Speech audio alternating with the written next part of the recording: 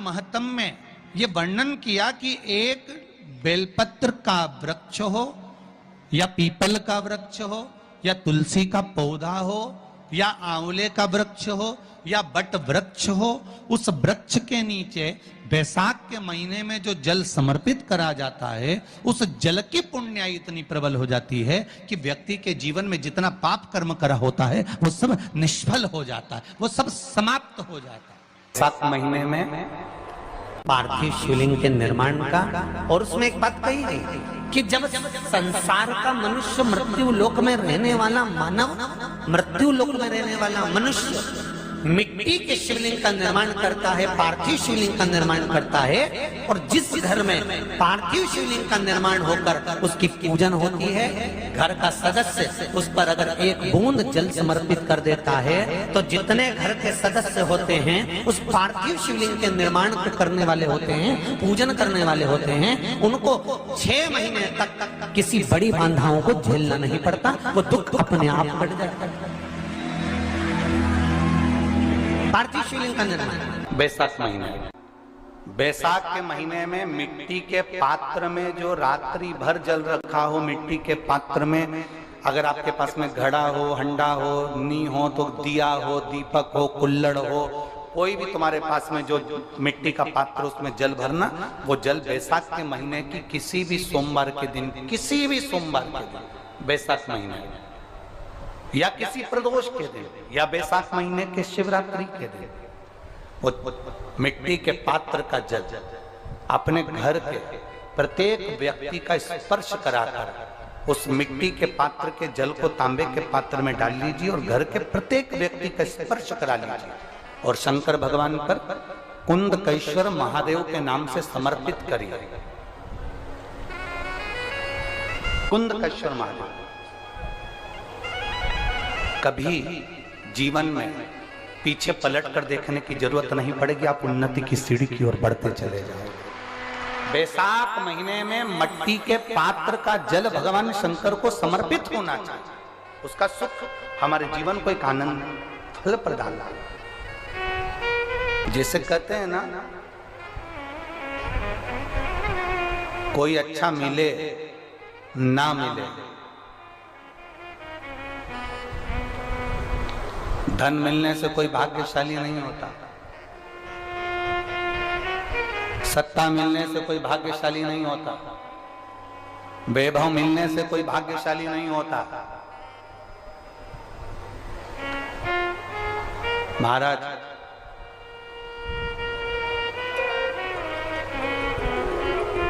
धन मिलने से कोई भाग्यशाली नहीं होता, वैभव मिलने से कोई भाग्यशाली नहीं होता, सत्ता मिलने से कोई भाग्यशाली नहीं होता, बड़ा मकान मिल जाने से कोई भाग्यशाली नहीं होता। शिव महापुराण की कथा कहती है, अगर 2 सही मिल जाएं तो तुम्हारा जीवन सफल हो जाए, एक गुरु सही मिल जाए और दूसरी घरवाली सही मिल जाए तो तुम्हारी जिंदगी स्वर्ग। दुनिया का सबसे भाग्यशाली व्यक्ति वो होता है जिसको 2 ठीक मिल गए, 2 अच्छे मिल गए, एक गुरु अच्छा मिल जाए, दूसरी जम के बोलो घरवाली अच्छी मिले। गुरु अच्छा मिलेगा तो तुम्हें स्वर्ग की सीढ़ी चढ़ा देगा और घरवाली अच्छी मिलेगी तो घर को स्वर्ग बना देगी।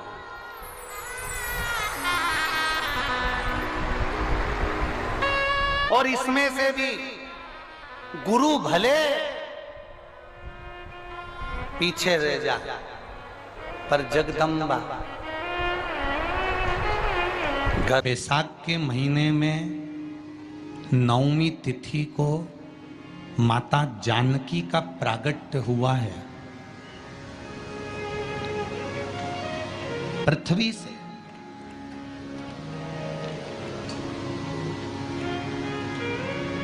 कभी एक विचार करिएगा कि नरसिंह अवतार बैसाख के महीने में हुआ, कुर्म अवतार बैसाख के महीने में हुआ, हयग्रीव अवतार बैसाख के महीने में हुआ, परशुराम अवतार बैसाख के महीने में हुआ, माता जानकी का अवतार बैसाख के महीने में हुआ। आखिर बैसाख के महीने में, माधव महीने में इतनी महत्वता क्यों?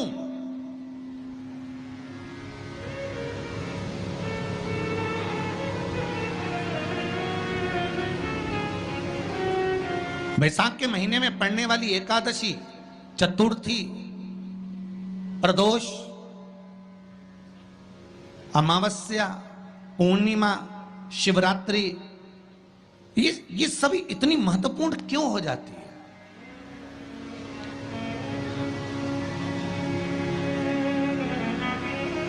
इसकी महत्वता इतनी प्रबल क्यों हो जाती है? किस लिए? क्योंकि बैसाख का जो महीना पड़ता है, सूर्य की संपूर्ण तपन, सूर्य देव अपने पूर्ण तेज के साथ में, पूर्ण तेज के साथ में मृत्यु लोक के निवासियों पर, चाहे जलचर हो, थलचर हो, वायुचर हो, चाहे जो जीव हैं, उस पर जब किरण फेंकते हैं तो संसार का जो मनुष्य है उस पर जब ताप पड़ता है तो ताप पड़ने के कारण उसके मुख से भगवान का नाम निकल ही जाता है, स्मरण नाम निकल ही जाता है। जब उसके मुख से भगवान का नाम निकलता है तो वो भगवान की शरणागति खुद ग्रहण कर लेता है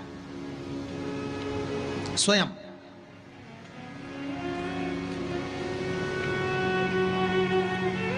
शरणागति ग्रहण कर लेना। बैसाख की पोथी पढ़ते हो आप लोग? आप में से अगर कोई पढ़ता हो बैसाख महीने की पोथी,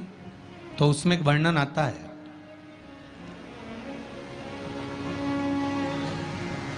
गीता प्रेस गोरखपुर के कल्याण अंक में भी आप ये पावन बैसाख चरित्र श्रवण कर सकते हैं। उसमें बैसाख महीने की पोथी में 10वें दिवस की कथा में 10वें अध्याय में एक व्याध और शंख मुनि का चरित्र आता है।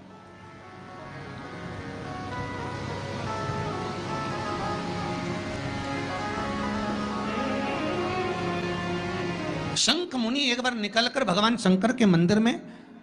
जल समर्पित करने के लिए जा रहे थे और शिव मंदिर की ओर जाते जाते जाते जाते जाते जाते बीच मार्ग में चलते चलते चलते चलते और वो शंख मुनि जब शिव के मंदिर में पहुंचे, शंकर भगवान के मंदिर में जाकर उन्हें दर्शन किया,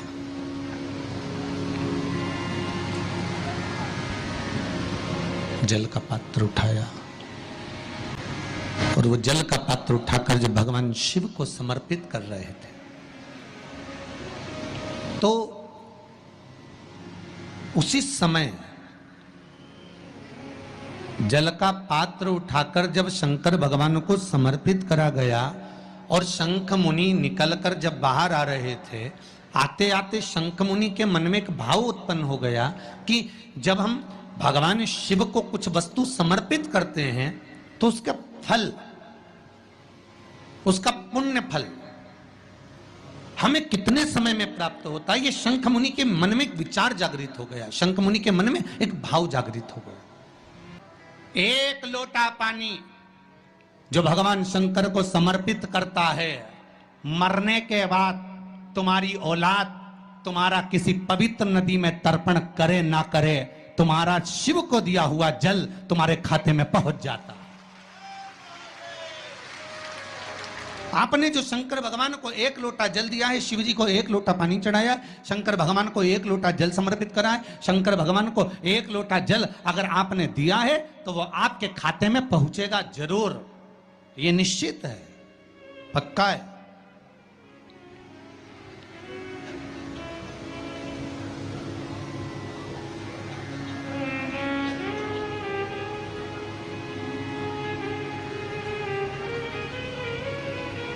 और शिव भक्ति के अनुसार, शंकर भगवान के अनुमोदन के अनुसार, पहले भी कथा में कहा, आज फिर कह रहे हैं, आप जब शंकर भगवान को एक लोटा जल समर्पित करते हो तो वो 33 कौटि देवताओं के हिस्से में चले जाता है, एक भाग पितरों के हिस्से में चले जाता है, एक भाग आहूतों के हिस्से में चले जाता है, एक भाग वाचुकों के हिस्से में चले जाता है। आपने जो भगवान को दिया वो धीरे धीरे धीरे धीरे धीरे धीरे धीरे बढ़ता चले जाता है, भगवान के धामों में पहुंचता चले जाता है। जिन जिन को आपने नहीं भी दिया, शंकर भगवान पे चढ़ा हुआ जल उन तक भी पहुंच जाता है। ये केवल आपकी निर्मल और आनंदित भक्ति के बल पर पहुंचता है, भक्ति के बल। एक हरिचंदन का वर्णन आपको पहले कथा में करा है, सुना है आप लोगों ने कि नहीं सुना? तुलसी की लकड़ी जब सूख जाती है तो उस तुलसी की सूखी हुई लकड़ी को घिस कर चंदन बनाया जाता है, और उस चंदन को भगवान ठाकुर जी को, लड्डू गोपाल को, भगवान कृष्ण को, राम को या शालिग्राम भगवान को वो चंदन लगाया जाता है। तो उस चंदन की महत्वता इतनी प्रबल होती है, उस चंदन की इतनी प्रबल महत्वता होती है कि उस चंदन को जब हम भगवान पर लगाते हैं और लगाया हुआ चंदन हमारे हाथ में जो रह जाता है उसको संभाल कर रख लेते हैं। वही चंदन जब किसी बच्चे को निमोनिया हो जाता है या ठंड की शिकायत हो जाती है या उसकी श्वास चलने लगती है या उसका दम भराने लगता है, बच्चा की पसली चलने लगती है, तब केवल उस चंदन को कंठ पर लगा दिया जाता है तो 20 से 25 मिनट के अंदर वो बच्चा ठीक हो जाता है। उसकी इतनी प्रबलता होती है, हरिचंदन महत्वता होती है। अब तुलसी की जड़ को घिसकर उसका चंदन बनाकर भगवान को लगाना, वो हरिचंदन। उसी तरह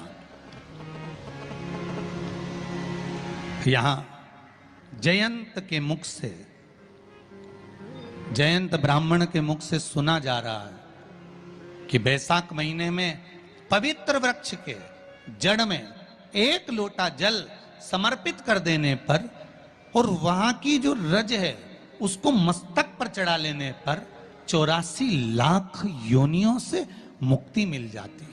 84 लाख योनियों से।